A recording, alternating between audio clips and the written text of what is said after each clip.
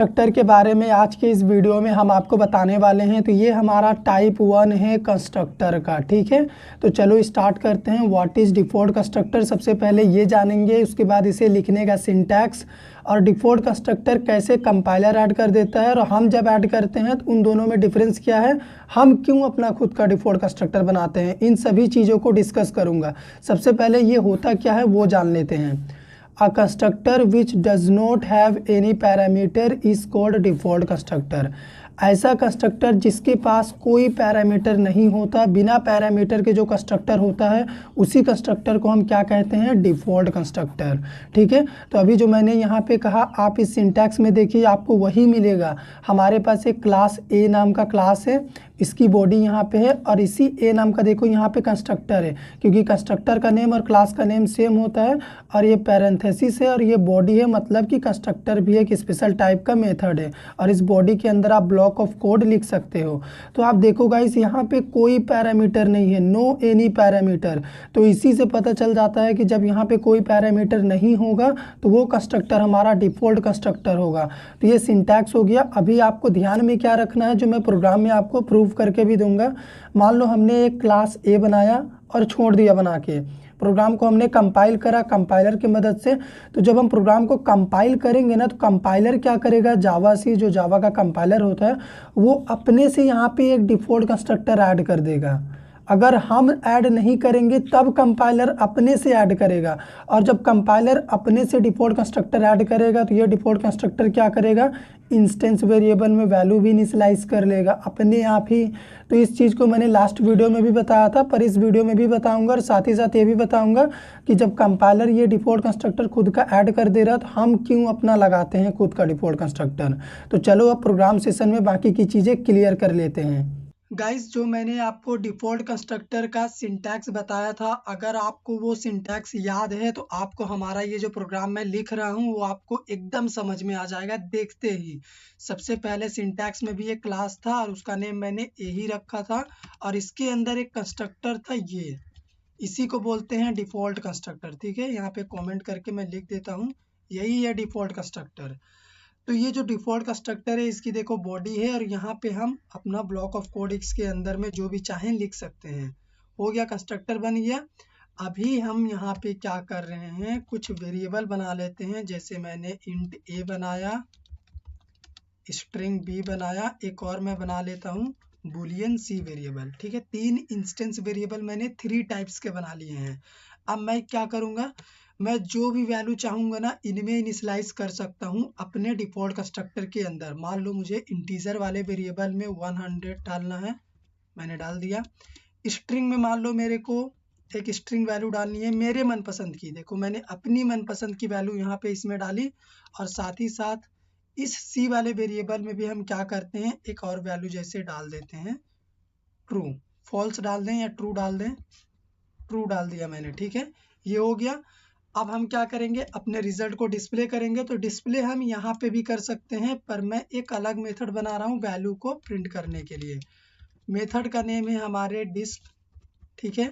इसमें क्या करेंगे, सिंपल लिखेंगे system dot out dot print, और इस प्रिंट मेथड के अंदर ए को प्रिंट करेंगे, बीच में स्पेस आएगा, उसके बाद बी को प्रिंट करेंगे, फिर बीच में स्पेस आएगा, इसी तरह लास्ट में सी को प्रिंट कर देंगे। हो गया, हमारा तीनों वैल्यू प्रिंट हो चुका है। अभी हम क्या करेंगे, अपने क्लास ए का ना ऑब्जेक्ट क्रिएट करेंगे। ऑब्जेक्ट हम एक अदर क्लास में करने जा रहे हैं क्रिएट, क्लास बी, इसमें ऑब्जेक्ट क्रिएट करेंगे, ठीक है। इसे थोड़ा सा छोटा कर देते हैं। अब हम ऑब्जेक्ट क्रिएट करने के लिए क्लास का सबसे पहले न्यू कीवर्ड से स्टार्ट कर रहे हैं, ठीक है, न्यू, और यहाँ पे लिखेंगे ये। तो यहाँ पे जो न्यू है ना, न्यू कीवर्ड ऑब्जेक्ट क्रिएट करता है, और ये जो आपको दिख रहा है ये है हमारा कंस्ट्रक्टर, जिसे आप डिफ़ॉल्ट कंस्ट्रक्टर बोल सकते हो अभी के लिए।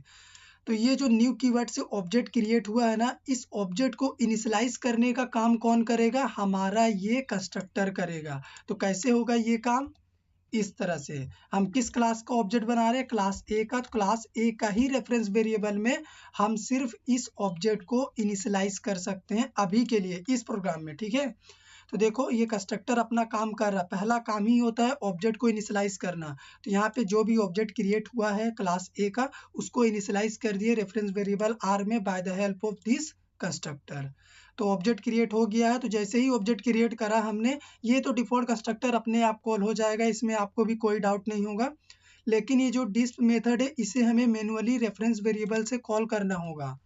क्यों? क्योंकि ये कोई कंस्ट्रक्टर नहीं है, कोई स्पेशल टाइप का ये मेथड नहीं है, ये नॉर्मल मेथड है। तो हमने इसके लिए स्पेशल r.disp लिखा है, तब जाके ये कॉल होगा। प्रोग्राम को सेव करते हैं और आपको रिजल्ट दिखाता हूँ। फिर आगे की बातें भी मुझे आपको बहुत सारी बतानी है, वीडियो को स्किप मत करना बिल्कुल।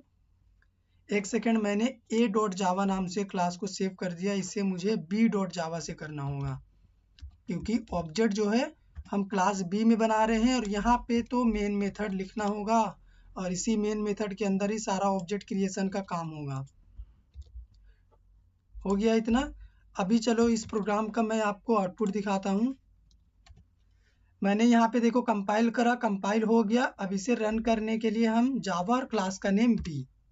तो आप देखो गाइस, हमने जो अपना मनपसंद वैल्यू यहाँ कंस्ट्रक्टर में पास किया था, अपने इंस्टेंस वेरिएबल में जो इनिशियलाइज किया था, वो मनपसंद वैल्यू हम यहाँ पे ले पा रहे हैं। हम कुछ भी वैल्यू डाल सकते हैं, हमें वो मिलेगा। जैसे मैंने इसको चेंज कर दिया, इस स्ट्रिंग को भी अगर मैं चेंज कर दूं और इसमें भी मैं कुछ और वैल्यू डाल दूं, जैसे मेरा मन कर रहा है मैं फॉल्स डाल देता हूँ।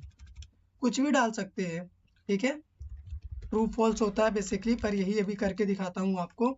अभी देखिएगा, एक सेकेंड, ये हमारा कंपाइल हो गया और ये रन। तो अभी देखो गाइस, हमने जो वैल्यू फिर से चेंज किया, वो वैल्यू फिर से आ गया हमारे पास। तो ये हमने खुद का जब डिफॉल्ट कंस्ट्रक्टर बनाया है ना, तब हम कर पा रहे हैं। अगर मान लो हम ये डिफॉल्ट कंस्ट्रक्टर यहाँ से हटा देते हैं, तो अब क्या करेगा, अब जावा कंपाइलर अपने से एक डिफॉल्ट कंस्ट्रक्टर वो ऐड करेगा। तो वो जब ऐड करता है तो हमें क्या नुकसान होता है, आपको मैं वो बताता हूँ, ठीक है। ये देखो, अभी आप जितने बार प्रोग्राम को कंपाइल और रन करेंगे, आपको यही सेम रिजल्ट मिलता रहेगा। 0 जो कि इंस्टेंस इंटीजर वेरिएबल का डिफॉल्ट वैल्यू है, स्ट्रिंग का डिफॉल्ट वैल्यू नल और बुलियन का डिफॉल्ट वैल्यू फॉल्स। तो जब भी कंपाइलर अपने से डिफॉल्ट कंस्ट्रक्टर ऐड करता है ना, तो वो by default value he variable में इनिशियलाइज कर देता है। तो वो बाय डिफॉल्ट वैल्यू हमारे किसी काम का नहीं है। इसी वजह से हम क्या करते हैं, अपना खुद का डिफॉल्ट कंस्ट्रक्टर बनाते हैं, ताकि हम अपने हिसाब से अपना मनपसंद वैल्यू यहाँ से इन वेरिएबल में पास कर सके। यही मकसद होता है खुद का डिफॉल्ट कंस्ट्रक्टर बनाने का। तो मोटा मोटी बात इतना है कि कंस्ट्रक्टर क्या करता है, ऑब्जेक्ट को इनिशियलाइज करता है, जैसे यहाँ पे कर रहा है। साथ ही साथ इंस्टेंस वेरिएबल में ये वैल्यू भी इनिशियलाइज कर देता है बाय डिफॉल्ट वैल्यू। अगर हम नहीं बनाते हैं कंस्ट्रक्टर, कंपाइलर जो क्रिएट करेगा डिफॉल्ट कंस्ट्रक्टर, उस केस में, ठीक है। तो इस डिफॉल्ट कंस्ट्रक्टर के बारे में इतना ही। अगर वीडियो पसंद आ गया हो तो लाइक कर दीजिए।